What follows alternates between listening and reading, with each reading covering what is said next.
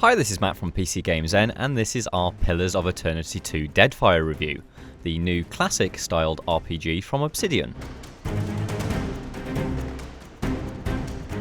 Pillars of Eternity 2 plays the way you remember Infinity Engine RPGs playing, which is to say it's much smoother going than the obtuse games you'd discover if you were to revisit those classics today.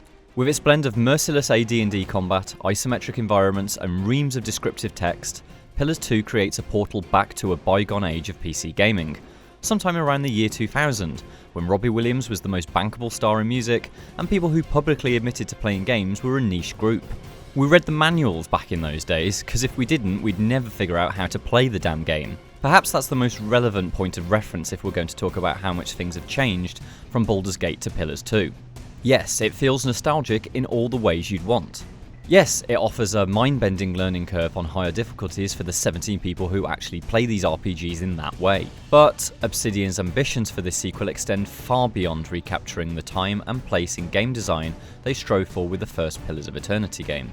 One of several directions that ambition takes is in the game's piratical theme.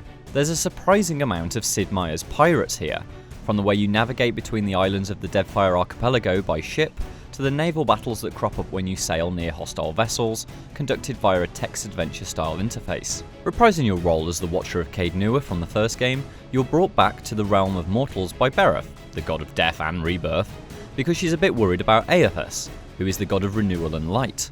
He's just not himself lately, stomping around in physical form and wreaking chaos as he goes. She'd like you to keep an eye on him, and it's not like you have a say in the matter. It's that, or return to the wheel with all the other lost souls. Depending on your disposition, combat was either the best asset of Pillars of Eternity, or an absolutely baffling mess that killed you just for looking at a level 1 spalling the wrong way. Pillars 2 remains absolutely brutal on anything but the lowest difficulty level, which is presumably a great strength for some, but it's also changed a few systems around in the name of clarity. Ditching the separate health and endurance stats is the most significant. Now characters just have one number keeping them alive, and when it's depleted in combat they're knocked down. If they're knocked down 4 times in a row without resting, that's them dead. It's much more forgiving than the first game's system, but we are talking about the permanent removal of voiced party members and their associated questlines from the game after all. It's good to have a little room for manoeuvre there. Party banter is also governed by a transparent system that tells you when particular companions align or disagree with your decisions and comments, and those of other companions. They might form romantic relationships or grow to hate each other. Along the way, their conversations are impressive for their contextual awareness. But look, I could talk for hours about the systems and mechanics underpinning everything in Pillars of Eternity 2 and still not get to the heart of the matter. If you have the slightest fondness for RPGs like Baldur's Gate, Icewind Dale or Planescape Torment, then what makes Pillars 2 worth playing is the world building. The Principi, the Valian Trading Company, Huana, and the Royal Deadfire Company are locked in a kind of cold war over luminous Adra, which is a precious resource around the archipelago. The natives, the Huana, are sick of being raided by the Principi, so they made a deal with the Valians that gives them license to mine Adra on their land. It hasn't eased their struggle. For their part, the Valians are getting deep into dangerous experiments. Their animancers are wielding the Adra without any real knowledge of its true power, and their research is attracting the ire of the gods, not to mention landing you in numerous tight spots. The Royal Deadfire Company want to lure you away from their Valian rivals, promising limitless coin if you align with them. The Principi are happy as long as the grog's flowing.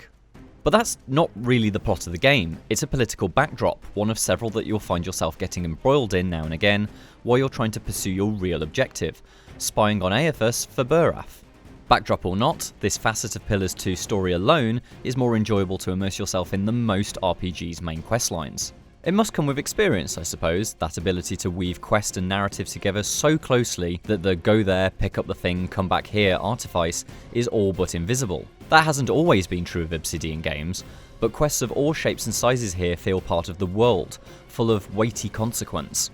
I've completed bounties on desolate islands not because I needed the coin, but because I felt sorry for poor Oboko back in Nekataka. He was having no luck issuing bounties, and I suspected he was being voiced by Jim Cummings, aka Minsk from Baldur's Gate, so I threw him a bone. So it goes with nearly every quest. There's usually a sense of meaning to what you're doing beyond monetary reward or XP. Pillars 2 is an extraordinary game, one that you'll feel faintly lost in at first while its many systems permeate your grey matter. But all the while its story unfolds and reveals new wrinkles, a sense of place growing deeper. The mechanics underpinning everything in Pillars 2 have shifted marginally towards accessibility since the first game, but that still leaves a huge amount of room for brutal challenge levels in its combat, and crucially, it's scalable enough that you can whack down the challenge, ignore your party composition, leave the pause key unpressed, and enjoy the adventure if you wish. That's what this is, in a very real sense, an adventure. So, as you can tell, Pillars of Eternity 2 Deadfire is pretty much an essential buy if you love those Infinity Engine RPGs. If you'd like to know even more, we have a full written review over on our website, PCGamesN.com. If you enjoyed the video, please do give us a like and a subscribe, but until next time, thanks for watching.